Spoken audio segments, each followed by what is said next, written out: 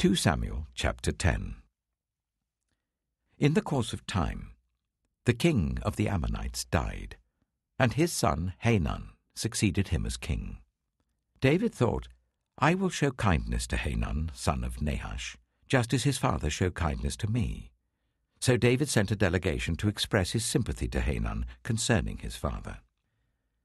When David's men came to the land of the Ammonites, the Ammonite commanders said to Hanun their lord, Do you think David is honoring your father by sending envoys to you to express sympathy? Hasn't David sent them to you only to explore the city and spy it out and overthrow it? So Hanun seized David's envoys, shaved off half of each man's beard, cut off their garments at the buttocks, and sent them away. When David was told about this, he sent messengers to meet the men, for they were greatly humiliated. The king said, Stay at Jericho till your beards have grown, and then come back.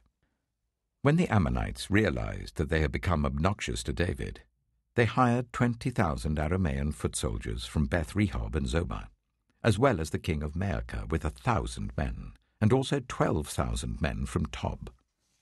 On hearing this, David sent Joab out with the entire army of fighting men.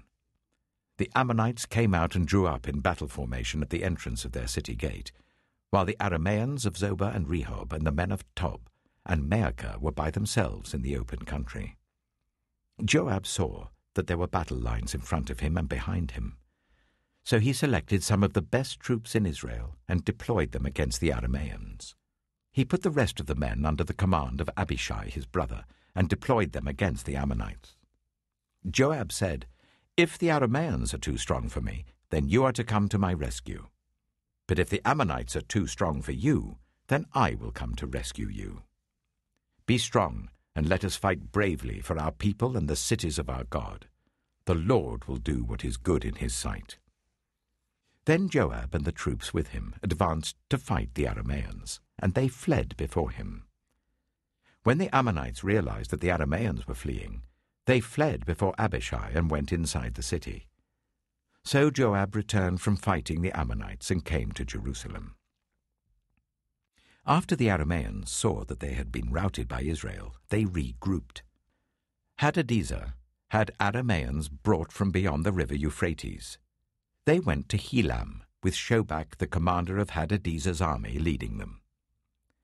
When David was told of this, he gathered all Israel, crossed the Jordan, and went to Helam. The Arameans formed their battle lines to meet David and fought against him. But they fled before Israel, and David killed 700 of their charioteers and 40,000 of their foot soldiers. He also struck down Shobach, the commander of their army, and he died there. When all the kings who were vassals of Hadadezer saw that they had been routed by Israel, they made peace with the Israelites and became subject to them. So the Arameans were afraid to help the Ammonites any more.